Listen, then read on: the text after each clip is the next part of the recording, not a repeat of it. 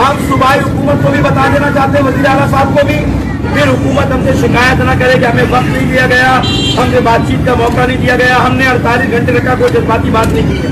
देखिए, हमने अब तक अपने लोगों को रोका हुआ है, हमने अपने लोगों को रोका हुआ है। हमारी अमन पसंद पॉलिसी को, हमारी संजीदगी को और हमारे ताउन को ये बुज़दिली न समझा जाए।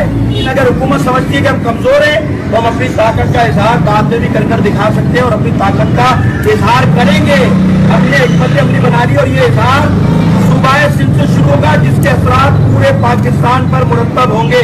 लिहाजा 48 घंटे में FIR ले ली जाए, ये रियासत की कमजोरी है, ये पाकिस्तान की हुकूमत, सूबाई हुकूमत की कमजोरी है कि अपनी नाअहली को छुपाने के लिए इस तरह के इक़दाम किए जाते हैं। मैं समझता हूँ इन चीजों से तशय्युओं को कमजोर नहीं किया जा सकता। आपने हमारे जुलूसों में हमने अपनी ताकत का इजहार कर बता दिया, और ये ऐसा नहीं है कि कोई हमने पहली दफा किया और इसके बाद हम नहीं कर सकते।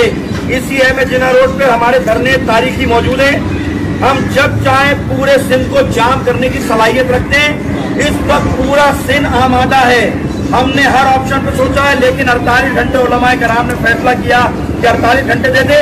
48 घंटे बाद जो भी सूरत हाल बनेगी उसकी जिम्मेदार सूबाई हुकूमत होगी, उसकी जिम्मेदारी वजीर आला पर आएगी, उसकी जिम्मेदारी होम सेक्रेटरी पर आएगी, उसकी जिम्मेदारी जो है वो IG सिंध पर आएगी।